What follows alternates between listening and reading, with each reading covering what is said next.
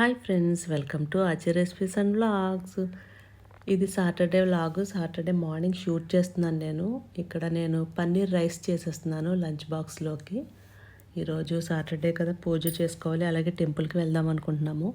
Paneer rice అయితే ఈజీగా అయిపోతుందని చెప్పేసి మొన్న డీమార్ట్ నుంచి తీసుకొచ్చిన పన్నీర్ ఫ్రిడ్జ్లో ఉంటే దాన్ని కట్ చేసి ఇలా పన్నీర్ రైస్ చేసేస్తున్నాను. ఈ పన్నీర్ రైస్ చాలా బాగుంటుంది, ఈజీగా కూడా అయిపోతుంది. పిల్లలకి లంచ్ బాక్స్లో పెట్టామంటే చక్కగా తింటారు, టేస్ట్ కూడా చాలా బాగుంటుంది.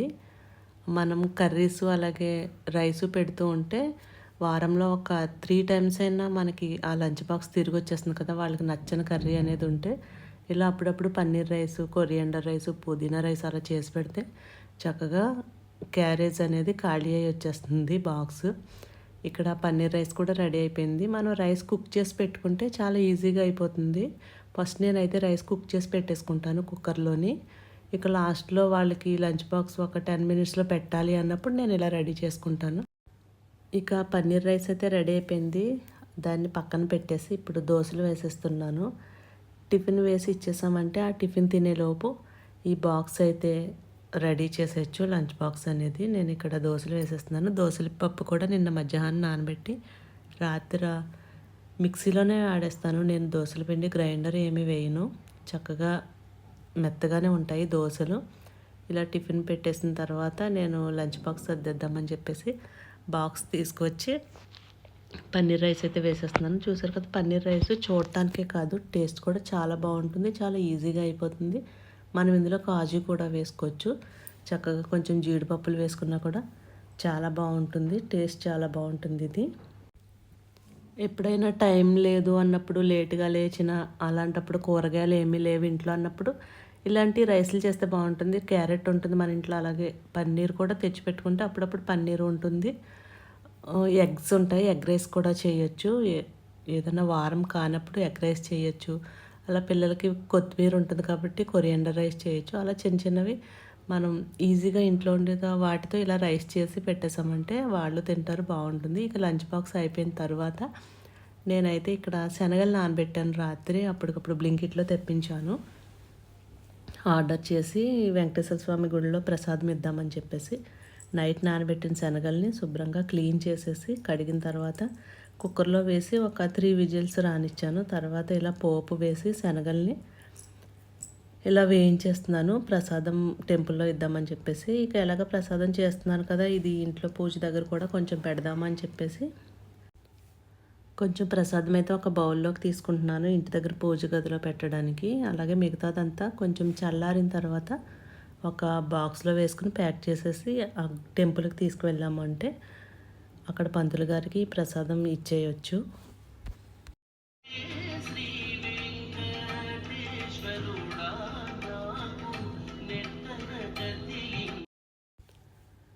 శనగల ప్రసాదంతో సాటర్డే పూజ అయితే అయిపోయింది, సింపుల్గా చేసుకున్నాను. నైటు బ్లింకిట్లో ఆర్డర్ చేసిన అరటిపళ్ళు, తమలపాకులు ఇక అప్పటికప్పుడు బాగానే వచ్చేసినవి బ్లింకిట్లో ఆర్డర్ చేస్తే. పూజ కూడా అయిపోయింది. నెక్స్ట్ ఇక టెంపుల్కి వెళ్ళాలి, వెంకటేశ్వర స్వామి టెంపుల్కి వెళ్ళి దర్శనం చేసుకుని ప్రసాదం ఇచ్చేసి రావాలి. ఇక చూసారు కదా, ఇక్కడ మార్నింగ్ పాలు వస్తాయి కదా, పాలు అనేవి నేను ఇలాగా గ్లాస్ జార్లో వేసేస్తాను. ఇది డీమార్ట్లో తీసుకున్నాను. గ్లాస్ జార్లో వేసి ఫ్రిడ్జ్లో పెట్టేస్తాను. అయితే ముందు రోజు పాలు ఉంటాయి కదా, అవి ఒక గిన్నెలో వేసేసుకుని అవి కాచి తోడు పెట్టడము అలా చేస్తూ ఉంటాను నేను. లేదంటే కొంచెం ఎక్కువ ఉన్నాయంటే ఏ జ్యూస్లో వేయటం అలా చేస్తాను. మిగతా పాలన్నీ కూడా ఈ రోజు వచ్చినవి ఇలా గ్లాస్ జార్లో వేసుకుని మళ్ళీ దీనికి క్యాప్ పెట్టేసి ఫ్రిడ్జ్లో స్టోర్ చేసేస్తాను. ఈరోజు వచ్చిన పాలతోటే కాఫీ పెట్టుకుంటాము, అలాగే ఈవినింగ్ టీ పెట్టుకుంటాము. మిగిలిన పాలన్నీ మళ్ళీ ఫ్రిడ్జ్లోనే ఉంటాయి, దేనికైనా కావాలంటే యూజ్ చేస్తాను. లేదంటే నెక్స్ట్ డే పెరుగు తోడు పెట్టడానికి ఉపయోగిస్తాను ఆ పాలని. ఇప్పుడు గ్లాస్ జార్లో పోస్తాను కదా, లీటర్ గేదె పాలే తీసుకొస్తారు మాకు. వాటిని ఇప్పుడు గ్లాస్ జార్లో వేసేసి ఇలా క్యాప్ పెట్టేసి ఫ్రిడ్జ్ డోర్లో అయితే నేను స్టోర్ చేసేస్తాను ఈ మిల్క్ని. చక్కగా ఇంకా ఇరగకుండా ఉంటాయి వేసవికాలమైనా సరే. ఇక్కడ చూసారు కదా, ఇక రాగి బింది తోముతున్నాను, చిన్న రాగి బింది ఇది. ఇంకా మనకి ఆ వీడియోలో కొంచెం పెద్దగానే కనిపిస్తుంది కానీ చిన్న రాగి బింది. అమ్మ వాళ్ళ ఇంట్లో ఉంది, బాగుంది అని చెప్తే అమ్మ ఒకటి కొనిచ్చింది, మొన్నే కొనిచ్చింది. ఆల్రెడీ జస్ట్ మొన్న ఒకసారి వాటర్ వేసాను అంతే. మళ్ళీ ఇప్పుడు ఆ వాటర్ అయిన తర్వాత క్లీన్ చేస్తున్నాను. ఒకసారి వేసి ఆల్రెడీ ఆ వాటర్ అయిపోయింది కదా, కిలం పట్టేస్తుంది కదా లోపల, క్లీన్ చేసేద్దామని చెప్పేసి చింతపండు సాల్ట్ వేసి నేను ఈ రాగి బిందెని అయితే క్లీన్ చేసేస్తున్నాను. అడుగును చూసారు కదా, చక్కగా మట్టు కూడా వచ్చింది. అయితే రాగి బిందె తోమేటప్పుడు నేలను పెట్టి తోమేయకూడదు, అరిగిపోతూ ఉంటుంది. ఇలా చేతిలో పెట్టుకునే తోమాలి. ఆ నేలని పెట్టి మనం తిప్పుతూ తోముతూ ఉంటాం కదా, అలా అయితే అరిగిపోతూ ఉంటుంది మట్టు అనేది. నేను చేతిలో పెట్టుకునే తోమాను. అలాగే శుభ్రంగా కడిగేసి తర్వాత దీన్ని మంచినీళ్ళతో కూడా కడిగేసాము అంటే కుళాయి వాటర్ తోటి కొంచెం ఎక్కువ రోజులు తెల్లగా ఉంటుంది రాగిబిందె అనేది, వాటర్తో కాకుండా. ఇది చూసారు కదా, ఇది నేను డీమార్ట్లో తీసుకున్నాను. ఇది యాక్చువల్లీ మనం డైనింగ్ టేబుల్ మీద పెట్టుకుంటాము. వేడి కర్రీస్ కానీ వేడి సాంబార్ అలాంటివి గ్లాస్ టేబుల్ మీద పెట్టాం కాబట్టి ఇది పెట్టుకుని దీని మీద పెడుతూ ఉంటాము. అయితే నేను ఇది రాగి బిందె కోసమే తీసుకున్నాను. దీని కాస్ట్ 39 రూపీస్ పడింది. ఇది అంటే రాగి బిందె గ్యాస్ కట్ మీద పెడుతూ ఉంటాం కదా, ఎప్పుడైనా గ్యాస్ కట్ మీద ఇంకొక వస్తువు వండినవి కానీ ఏదన్నా పెట్టాలి అంటే దాన్ని జరుపుతూ ఉంటాము. అప్పుడు మనం రాగి బిందెని చేత్తో ఇలా ఈడ్ చేస్తూ ఉంటాం కదా, మట్టు అరిగిపోతూ ఉంటుంది. అందుకని నేను ఈ స్టాండ్ తీసుకున్నాను. ఒకవేళ ఇప్పుడు జరపాలి అన్నా కూడా మనం ఆ స్టాండ్ని జరుపుతాం కాబట్టి రాగి బిందె మట్టు అనేది అరగకుండా ఉంటుంది, ప్రాబ్లం ఉండదు. అందుకే నేను ఇది చూసి నాకు ఐడియా వచ్చింది, ఇది కొంటే రాగి బిందె కింద పెట్టచ్చు కదా అని చెప్పేసి నేను ఇక అప్పటికప్పుడు డీమార్ట్లో ఇది తీసుకున్నాను. 39 రూపీస్ పడింది. ఇక వాటర్ కూడా పట్టేసి రాగి బిందె మీద ఇలా ఒక ప్లేట్ కూడా వేసేసాను. ఇక్కడ పప్పుచారు పెడుతున్నాను.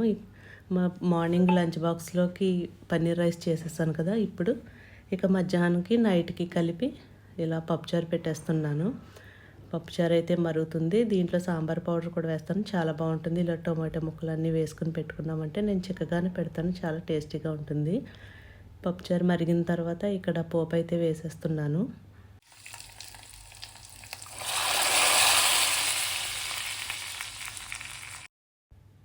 ఇక ఇలా పోపు కూడా వేసేసిన తర్వాత దీన్ని తీసుకెళ్ళి ఒక పక్కగా అయితే పెట్టేస్తున్నాను.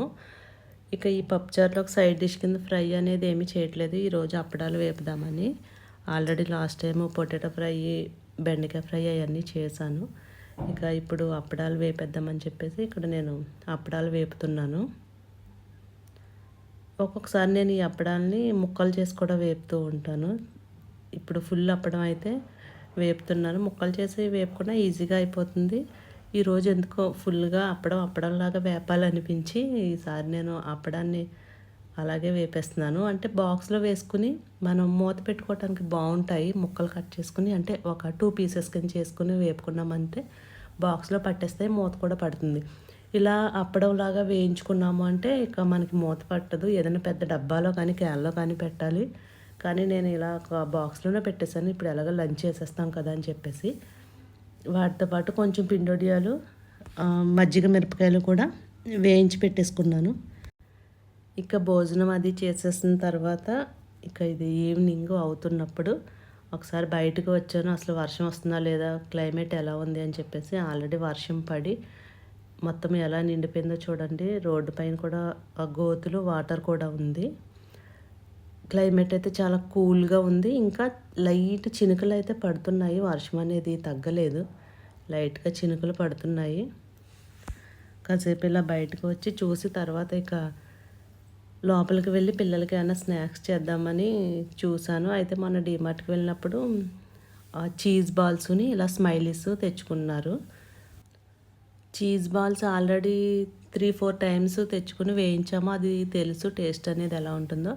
సరే ఫస్ట్ ఈరోజు స్మైలీస్ వేయిద్దామని చెప్పేసి స్మైలీస్ తీసుకున్నాను. అయితే ప్యాకెట్ ఓపెన్ చేస్తే దీంట్లో 10 ఉన్నాయి స్మైలీస్ అనేవి. చీజ్ బాల్స్ అయితే మనకి 20-25 ఉంటాయి, ఎక్కువే ఉంటాయి. ఇవి 10 ఉన్నాయి, కొంచెం పెద్ద సైజులో ఉన్నాయి కదా. ఫస్ట్ అయితే స్మైలీస్ని నేను వేయించేస్తున్నాను. ఆయిల్ వేసి కళాయిలో అది వేడైన తర్వాత వీటిని వేయించేసుకోవాలి.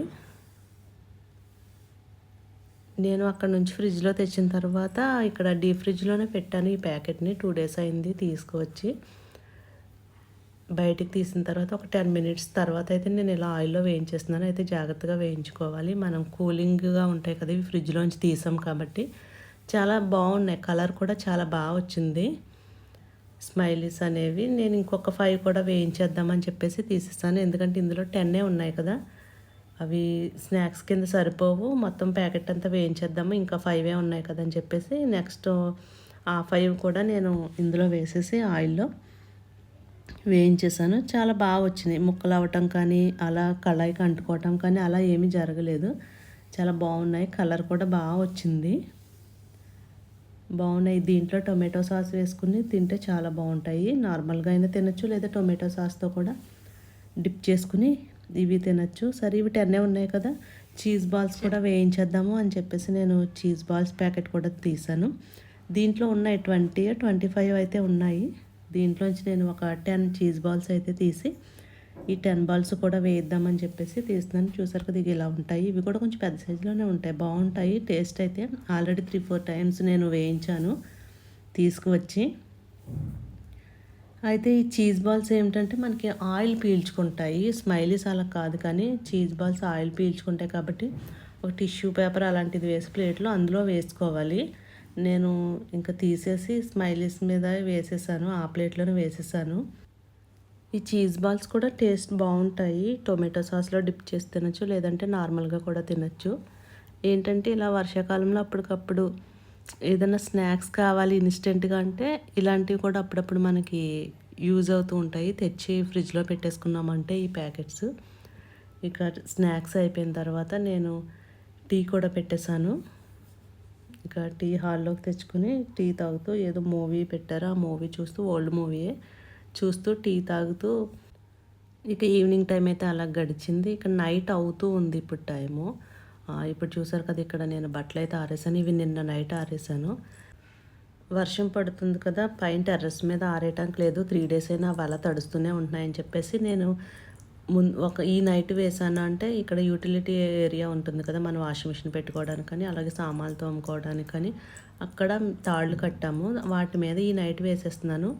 అవి నెక్స్ట్ డే నైట్కి ఆరిపోతున్నాయి. మళ్ళీ వాషింగ్ మిషన్ వేసి మళ్ళీ వేస్తున్నాను. ఎందుకు అంటే అలా వేయకపోతే బట్టలు అనేవి పెరిగిపోతూ ఉంటాయి కదా. ఇక్కడ ఇక సామాన్లు కూడా తోమేసుకుంటున్నాను. నైటు పక్కన బట్టలు అవుతూ ఉన్నాయి.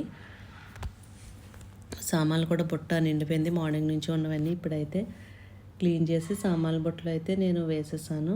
ఇక ఒక పక్కన బట్టలు కూడా అయిపోయినాయి. ముందు రోజు నైట్ వేసిన బట్టలు తీసేసి మళ్ళీ ఈ నైట్ వేసేసాను. అవి రేపు నైట్కి ఆరుతాయి. మళ్ళీ కొంచెం కొంచెం అలా తప్పదు, మనకి ప్లేస్ లేదు అన్నప్పుడు. ఇక్కడ గ్యాస్ గట్టు కూడా క్లీన్ చేసేసుకున్నాను. ఓకే ఫ్రెండ్స్, మరి ఈ వీడియో మీకు నచ్చితే లైక్ చేయండి, షేర్ చేయండి. అలాగే ఆచి రెసిపీస్ అండ్ వ్లాగ్స్ అనే ఈ మన ఛానల్ని సబ్స్క్రైబ్ చేసుకోవటం మర్చిపోకండి. Thanks for watching.